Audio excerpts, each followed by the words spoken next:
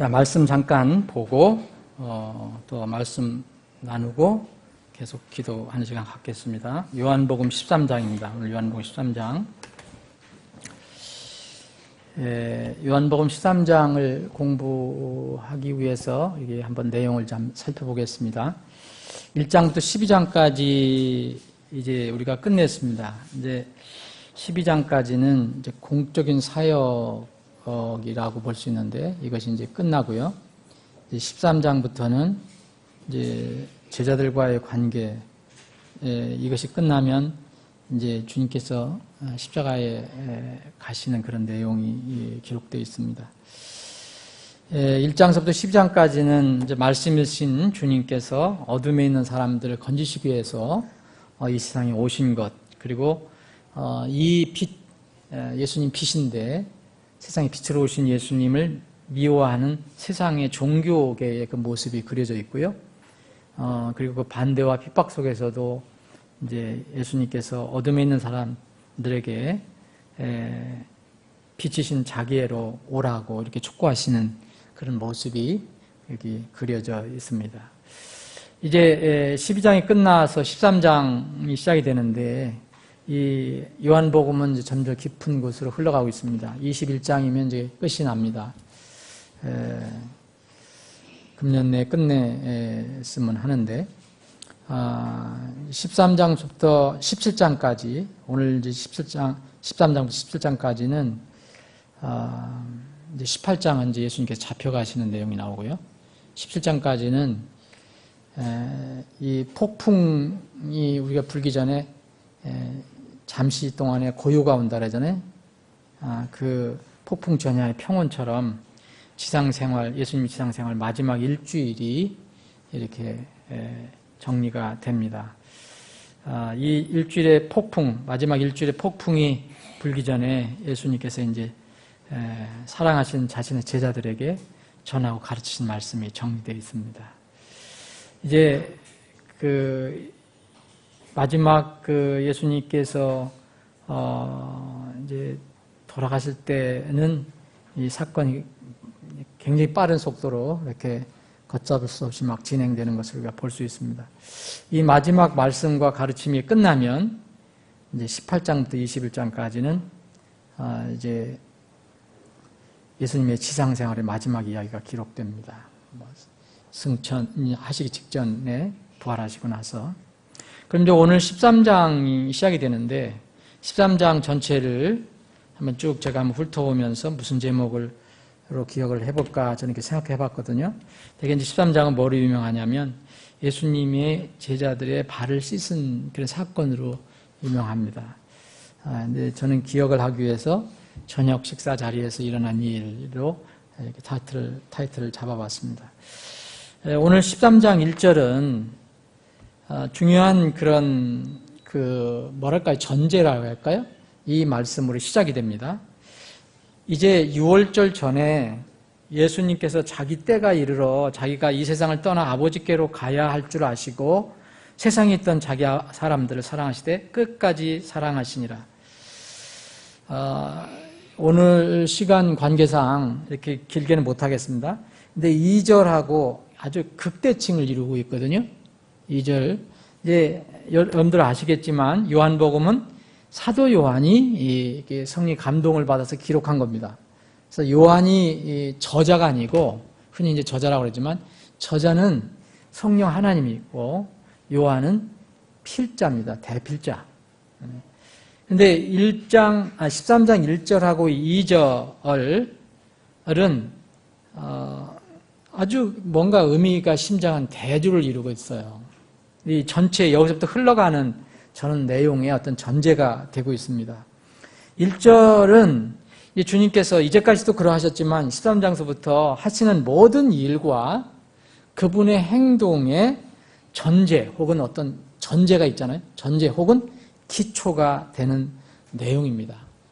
12장이 끝나고 13장이 시작될 때 이렇게 1절이 기록된 것은 여기서부터 이 21장까지 전개되는 모든 내용에 대한 집약적인 전제 조건이 됩니다. 아니면 주님께서 하시는 모든 일과 행동의 기초가 됩니다. 다시 한번 읽어보겠습니다. 이제 유월절 전에 예수님께서 자기 때가 이르러 자기가 이 세상을 떠나 아버지께로 가야 할 줄 아시고 세상에 있던 자기 사람들을 사랑하시되 끝까지 사랑하시니라. 이때는 언제입니까? 죽으신 시간이 가까운 때입니다. 대부분의 사람들은 우리가 죽음을 선고받거나 죽는, 언제 내가 바로 이제 죽게 된다는 것을 알게 되면 이제 내가 무엇을 할까? 내가 어떻게 정리를 할까? 뭐 이런 것을 많이 생각하고 나를 케어하려고 많이 생각할 것입니다. 근데 주님은 오늘 1절의 말씀 보면 이런 때, 자기 때가 이르러서 이 세상을 떠난다. 그거 죽는다는 거죠. 그 아버지께로 가야 할 줄 아시고, 그러면 오늘 우리가 깊이 살펴본 내용입니다. 세상에 있던 자기 사람들을 사랑하시되 그랬어요. 끝까지 사랑하셨다. 하나님은 세상의 모든 사람을 사랑하십니다. 여러분, 세상을 하나님께서 세상을 이처럼 사랑하사, 이렇게 사랑하사, 요한복음 3장 16절 여러분 아시죠? 세상을 이처럼 사랑하셨다는 것은 차별 없이 그 세상에 있는 모든 사람을 사랑하신다는 겁니다. 근데 자신의 독생자를 주셔서 그 독생자를 믿는 자마다 멸망하지 않고 영존한 생명을 얻게 하십니다. 그런데 세상 모든 사람을 사랑하시는데 자신을 믿고 자신의 소유가 된 사람들은 무슨 단서가 또 붙었느냐면 끝까지 사랑하십니다. 여기에 세상에 있던 자기 사람들을 끝까지 사랑하시니라 이렇게 말씀하셨습니다. 하나님은 분명히 사랑이시지만 주님의 사랑 편지에 응답하지 않고 끝까지 거절한 사람들은 마지막 심판 때 사랑하실 수 없습니다. 주님은 모든 세상 사람들의 구원자로 오셨지만 모든 사람이 구원을 받는 것은 아닙니다. 그 가치를 알고 믿은 사람에게만 실제적인 구원자가 됐습니다. 디모데전서 4장 10절에 보면 그분은 모든 사람의 구원자시오. 그리고 그 다음에 보면 특히 믿는 자들의 구원자시니라 했어요. 여기서 자기 사람들이라는데 누가 주님의 자기 사람들입니까? 주님을 따르는 사람이죠. 여기서는 제자들인데 예수 그리스도를 믿는 믿음을 통해서 하나님의 자녀로 태어난 사람들입니다. 하나님께서 자신의 핏값을 주고 사신 그런 사람들입니다. 우리는 이제 그 과정을 다 모르더라도 하나님께서 우리를 당신의 핏값을 주고 치르시고 사셨다고 이렇게 기록하고 있습니다. 주께서 값을 치르고 너희를 사셨느니라. 그래서 하나님의 것인 너희 몸과 영으로 하나님께 영광을 돌리라 라고 말씀하십니다. 주님은 어떻게 자기 사람들을 사랑하십니까? 세상 사람들, 온 세상을 사랑하셨다고 그랬어요. 근데 여기는 어떻게 자기 사람들을 사랑하십니까? 온 세상을 사랑하시기 위해서 하나님께서 아들 예수 그리스도를 대속물로 보내십니다. 근데 이미 그 사랑을 받은 자기 사람들은 어떻게 사랑하십니까? 끝까지 사랑하신다고 그랬습니다. 어떻게 끝까지 사랑하시는가? 끝까지라면 이 지상 삶이 끝나는 십자가 사건, 부활 사건까지로 끝나는 게 아니고 그 후에 모든 것에도 연결되는 그런 끝까지입니다. 이 끝까지 사랑하신다는 약속을 두 가지 의미로 요약할 수 있습니다. 첫째는 제자들에 대한 주님의 사랑은 땅과 하늘 경계가 없이 모두에서 유효하다. 땅에서만 지금 사랑하시는 게 아닙니다. 끝까지 사랑하신다는 것은 이제 주님 계시는 그곳에서도 영원히 계시는데도 끝까지 사랑하십니다. 주님께서 끝까지 사랑하신다는 것은 먼저 뭐로 증미됐냐면 제자들이 땅에 머무른 동안에 이제 주님 승천하시잖아요. 그러면 예수님께서 요한복음 14장에 보면 이런 말씀하셨어요. 제자들을 위로 없이 이 땅에서 예수님은 이제 올라가셨고 제자들만 남았는데 그 제자들이 아무 도움도 없이 위로하심도 없이 그냥 홀로 외롭게 그들이 있는 것이 아니고 주님께서 성령을 보내주셔서 이제 제자들이 땅에 머무는 동안에는 위로자 성령님이 그들이 위로자가 됩니다. 그래서 그들이 위로 없이 버려두지 않으신다고 말씀하셨습니다. 사랑하시는 것입니다. 또 요한복음 11장에 이제 보면 주님께서 승천하시기 전에 이 하나님 아버지께 간절히 기도하는 내용이 나오는데 이 내용에 보면 제자들에 관한 기도가 많이 나옵니다. 끝까지 사랑하셨음을 증명합니다. 우리가 또 하늘에는 어떻게 연결됩니까? 주님께서 미리 올라가시고 이제 우리를 이렇게 지금 혼자 있는 것처럼 보이지만 성령으로 우리를 도와주시고 또 결정적일 때 이제 우리가 하늘의 처소로 올라가게 될 때 주님께서 우리를 영접하신다고 기록을 하고 있습니다. 요한복음 14장에 이제 이 13장을 공부하고 나면 나오죠. 너희들 두려워하지 마라. 이제 내가 처소를 예비하면 이제 다시 와서 너희들을 내가 있는 곳으로 너희들 영접하리라. 주님께서는 땅에서뿐만 아니라 하늘에까지 끝까지 제자들을 이제 사랑하십니다. 우리도 그분의 제자입니다. 이러한 끝까지 사랑하시는 것은 그분이 이렇게 실천하는 것뿐만 아니라 그분의 성격과 품성, 속성상 우리는 절대 끝까지 우리를 사랑하신 것에 관해서 의심할 염려가 없습니다. 의심할 필요가 없습니다. 그분은 어떤 분이십니까? 거짓말 하실 수 없는 분입니다. 영원히 변치 않는 약속을 우리에게 주신 분입니다. 그렇기 때문에 우리를 끝까지 사랑하실 것이라는 것에는 아무도 의심할 필요가 없습니다. 이 말씀에 덧붙여서 우리가 주님의 사랑에 관해서 한 번 더 잊지 말아야 할 것이 있습니다.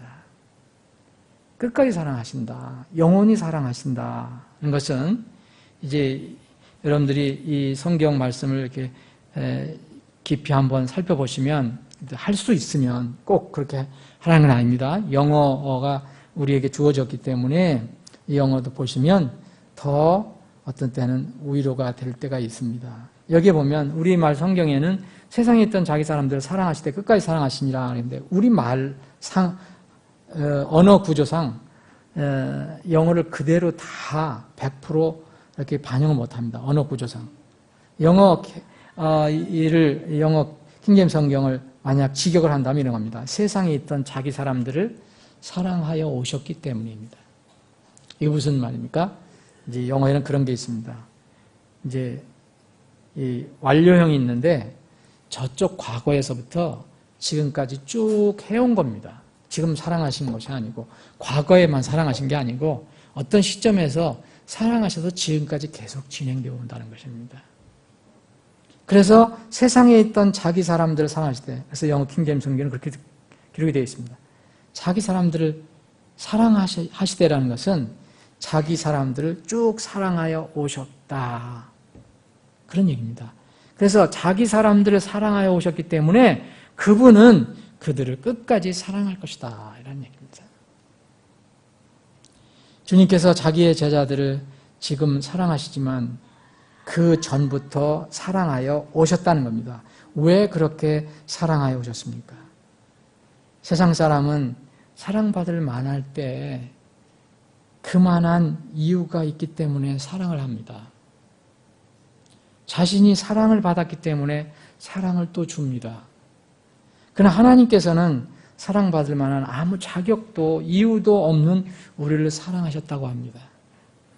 이것은 우리 머리로 다 이해하기 어렵습니다. 그러나 하나님 말씀입니다. 우리가 하나님을 사랑하지 아니하였으나 그분께서 우리를 사랑하시고 자신의 아들을 보내사 우리의 죄들로 인한 화해함물로 삼으셨나니 여기에 사랑이 있느니라. 하나님의 사랑은 우리 사랑과 다릅니다. 우리가 그분을 심지어는 대적하고 원수였을 때에도 먼저 하나님께서 우리를 사랑하셨습니다. 인간의 이성으로는 정말 이해할 수 없는 신비죠. 우리 머리로는 하나님의 사랑이 신비하지만 실제적으로 그렇게 베풀어졌고 또 앞으로 끝까지 베풀어질 것이라는 것입니다. 여러분, 이건 제자들에게만 준 말씀이 아닙니다. 이스라엘은 하나님께서 메소포타미아의 갈대아 우르에 살던 그 우상 숭배하던 아브라함을 택하여서 강을 건너오게 해서 가나안 땅에 인도하심으로써 만드신 민족입니다. 히브리 민족은 그런 민족입니다. 그런데 하나님은 아브라함의 후손인 이스라엘을 많은 민족 중에서 하나님의 특별한 백성으로 삼으셨다고 했습니다. 왜 이스라엘을 택하셨을까? 하나님이 절대 주권을 가지고 계시니까 하나님이 원하시는 대로 택하신 것입니다. 성경에는 이유가 잘 나와 있지 않습니다. 그런데 하나 힌트가 있습니다.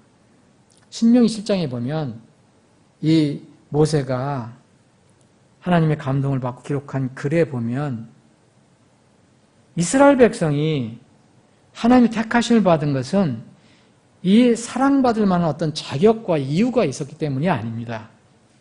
그들이 또 다른 민족들보다 더 뛰어나거나 사람이 많아서 또 능력이 있어서 이렇게 택함 받은 것도 아닙니다. 근데 신명기 7장에 보면 오히려 이스라엘은요, 다른 많은 백성들보다 수가 가장 적기 때문에 택함을 입었다는 말씀이 있습니다. 이렇게 하나님께서는 이스라엘 사랑하신 이유를 간단하게 밝히셨지만 우리의 이성으로는 정말 이해하기 어렵습니다. 그런데 우리가 하나님께서 밝히신 모든 것, 그리고 하나님께서 하신 모든 일은 우리의 인정이나 어떤 승인이나 입증이 필요한 것 아닙니다. 우리가 해야 될 것은 하나님께서도 우리에게 원하시는 것은 우리가 하나님이 하신 일, 하나님께 말씀하신 것을 너희들이 인정해야 한다, 인정해달라가 아니고 우리는 그냥 단순히 믿고 받아들이도록 하시는 것입니다. 그렇게 되면 우리는 그 말씀을 통해서 힘과 소망을 얻게 됩니다.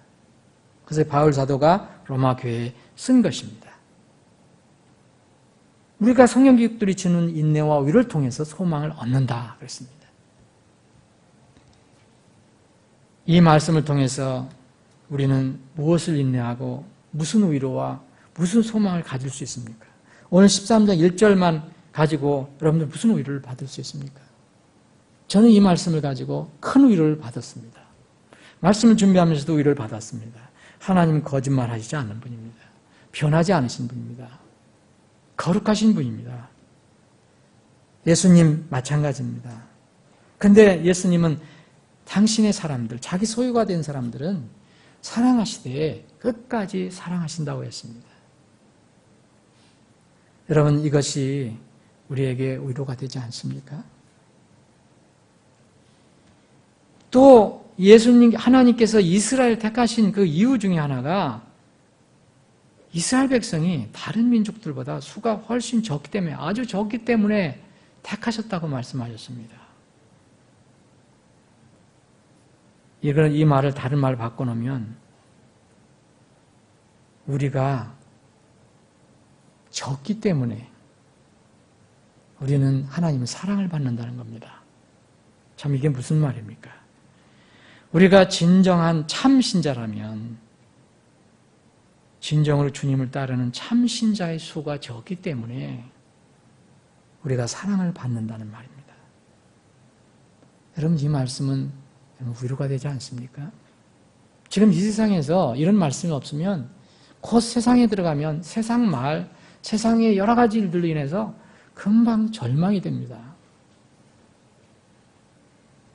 그런데 이스라엘 백성은 이야기합니다. 너희들이 다른 민족들보다 수가 많아서가 아니고 적기 때문에, 제일 적기 때문에 내가 너희를 택했다. 예수님께서 좁은 문 이야기를 많이 하셨죠. 그 길이 넓고 문이 넓은 데는 들어가는 사람이 많다고 그랬습니다. 그런데 생명으로 인도하는 문은 좁아서 그 길도 좁아서 아예 찾는 자가 적다고 얘기하고 있습니다. 마태복음 7장 13절 14절에 분명히 차이점이 있습니다. 적은 문은 숫째 아예 사람들이 찾지를 않는 겁니다. 찾는 자가 적습니다. 예수님께서 제자들을 데리고 다니시다가 예수님의 교훈의 말씀을 듣고 제자 중에 하나가 궁금한 게 생겼습니다. 주님 말씀 들어보니까 구원받는 자가 적다는 말씀입니까? 적다고 지금 말씀하시는 겁니까? 누가복음 13장에는 이런 질문에 주님은 이렇게 말씀하십니다. 직설적으로 얘기하지 않으시고 좁은 문으로 들어가기를 힘쓰라. 내가 너에게 이르노니 많은 자들이 들어가기를 구하여도 능히 들어가지 못하리라. 많은 자들이 들어가기를 구하여도 능히 들어가지 못하리라. 여러분들이 무슨 말씀입니까? 이 사람들은 소위 얘기하면 안 믿는 사람들이 아닙니다. 그래서 성경을 깊이 이게 알게 되면 우리의 신앙이 얼마나 소중한 것인지 여러분들 아실 것입니다. 적당히 하는 신앙. 남이 무슨 이력서에 종교가 뭐냐면 기독교하고 써놓지만 나하고는 아무 상관이 없는, 주님과 아무 상관이 없는 그냥 형식적인 그런 거 아닙니다. 분명히 예수님은 적다고 말씀하셨습니다. 좁은 길을 찾는 자가 정말 적다고 얘기합니다. 주님께서는 그런 길을 찾는 사람을 사랑하시는 겁니다. 예수님께서는 자신을 따르는 사람들을 어떻게 부르셨습니까? 여러분, 큰 무리가 예수님께 많이 밀려왔습니다. 수없는 사람들이 왔다 갔습니다. 또 오고 또 갑니다. 그런데 주님께서는 하나님의 왕국, 그 하나님의 왕국을 누구에게 주기를 기뻐하신다 그러셨습니까? 누가복음 12장 32절에 보면 이런 말씀이 있습니다. 큰 무리여가 아닙니다. 적은 양무리여. 영어는 little flock입니다. 분명하게 little이라는 말을 쓰고 있습니다. 적은 양무리여. 두려워하지 말라. 너희 적다고 두려워하지 말라. 세상에 그런 압박이 있다고 두려워하지 마라. 세상 사람이 다 하는데 너희들은 안 하니까 그런 거 두려워하지 마라. 너희 아버지께서 그 왕국을, 그 지정된 왕국을 너희에게 주시기를 참으로 기뻐하시느냐 그랬습니다. 누구에게 주신다 그랬습니까? 어린 양물입니다. 작은 양물이. little flock.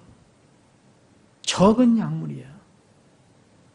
세상에서는 크고 많고 넓은 것을 좋아합니다. 이제는 기독교 신앙 안에도 세상에 철학이 들어와서 크고 많고 넓은 것, 이것이 하나님의 축복으로 정해져 있습니다.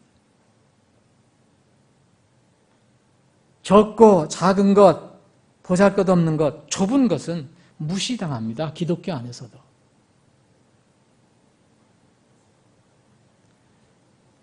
교세가 가장 큰 교회 목사가 인정을 받습니다. 그런 교단 인정을 받습니다. 조그만 교회 인정 못 받습니다. 근데 주님은 작고 적은 것, 좁은 것을 결코 무시하지 않으셨습니다. 우리가 일부러 작아질 필요 없습니다. 의도적으로. 그러나 진리를 찾는 사람들은 그렇게 많지 않다는 것은 사실입니다. 우리가 진리가 아닌 세상적인 것을 따르려면 얼마든지 넓은 길로 갈 수가 있습니다. 사람을 많이 모을 수 있을 것입니다. 이스라엘을 그렇게 하신 것처럼 주님께서는 하나님의 말씀만 진리의 길로 삼아 걸어가는 소수의 사람들을 지극히 사랑하십니다. 어느 교회 목사님을 만나서 교제를 했습니다. 교제를 하면 좋은 그런 교제가 아니라 요새는 마음이 아픈 교제가 참 많습니다. 이 세상에 그렇게 진행되어가는 과정입니다. 그 목사님은 강단에서 진리의 말씀 이렇게 해야 된다. 계속 말씀하셨을 때 이제 어떤 사람 겨우 교회도 별로 잘 나오지도 않고 가끔가다 나오는 사람이 이의를 제기하는 것 같습니다. 그런 얘기는 듣기 싫다. 그런데 이것을 거기에 있는 이 지도자들이 동조하기 시작했습니다. 결국은 갈등이 일어난 거죠. 이런 일들은요, 지금 이 시대에 많은 곳에서 일어나고 있습니다. 어떤 방법론을 얘기하는 게 아닙니다. 무엇을 강단에서 얘기하느냐. 다 성도들이 원하는 것을 해달라고, 그렇게 얘기하게 해달라고 원합니다. 이것도 그냥 눈 감아주시고, 이런 건 성경 얘기하지 마시고, 이거는 이렇게 해주시고, 그것이 점점 커져가는 교회들이 하는 일입니다. 주님은 결코 주님의 말씀을 버리신 적이 없습니다. 주님은 진리의 길을 정말 생명으로 삼아서 걸어가는 그 소수의 사람들일지라도 그 사람들을 사랑하십니다. 그 사람들 지금까지 쭉 사랑해 오셨고 또 끝까지 영원히 사랑하실 것입니다. 여러분, 우리가 이제 요한복음 13장을 본격적으로 공부하기 시작할 건데, 다시 말씀드리면 요한복음 13장 1절은 이 이후로 진행되는 모든 일들의 기초가 됩니다. 기초. 예수님께서 십자가에서 돌아가실 때 많은 사람들이 예수님 못 박으라고 했습니다. 아주 소수만 가담하지 않습니다. 모든 것에 근거가 됩니다. 세상에 있던 자기 사람들을 사랑하시되 끝까지 사랑하시다. 오늘 짧은 말씀이지만 우리가 한번 생각해 볼 것은 나는 주님께서 끝까지 사랑하신 그분의 자기의 사람들 안에 포함되어 있는가 이겁니다. 여기서 분명히 13장 1절은 예수님께서 세상을 이처럼 사랑하사 그렇게 말씀하신 게 아닙니다. 예수님께서 죽을 때가 가까워 오셨을 때 아버지께 가야 할 줄 아시고 세상에 있던 자기 사람들을 사랑하셨다. 끝까지 사랑하셨다고 말씀하십니다. 나는 그분의 자기의 사람들 안에 포함되어 있는 거예요. 나는 예수님의 소유물인 거예요. 무엇으로 증명할 수 있습니까? 세상의 넓은 길 대신 좁은 길, 곧 그분의 말씀의 길을 걸어가는 것으로 우리는 입증할 수 있습니다. 우리 교회는 주님께서 끝까지 사랑하는 사람들 가운데 우리 교회가 포함되어 있는가? 무엇으로 증명할 수 있습니까? 우리가 이 교회가 커지고 사람들이 많이 모이고 재정이 늘어나서 예산이 커지고 그것으로 우리가 증명할 수 있습니까? 절대 그렇지 않습니다. 물론 모든 진리 안에서 이루어진다면 그것도 좋은 일입니다. 그러나 우리는 혹시 커지지 않고 우리가 세상적인 기준으로 그렇게 팽창해 가지 않더라도 입증할 수 있는 게 하나 있습니다. 우리가 진리의 길을 걸어가고 있는가? 진리이신 주님을 따라가고 있는가? 그리고 교회 안에서 예수님의 제자들을 서로 사랑할 수 있는가? 요한복음 13장에 이제 보면 이제 새로운 계명을 또 이렇게 주시게 됩니다. 서로 사랑하는 것. 이런 것을 통해서 우리가 세상에 있던 예수님의 사람들 안에 우리가 포함되어 있다는 것을 증명할 수 있습니다. 부디 저와 여러분은, 우리 교회는 예수님의 자기 사람들에 포함된 그런 영광이 있기를 원합니다. 이것을 분명히 우리가 안다면 우리는 험한 세상에서도, 어지러운 세상에서도 힘을 내서 살아갈 수 있습니다. 얼마든지 힘을 내서 살아갈 수 있습니다. 아무리 환경이 어려워도 우리는 소망, 그것을 이룰 것이기 때문입니다. 부디 이런 복이, 은혜가 여러분들과 저 가운데 있기를 바랍니다. 기도하시겠습니다.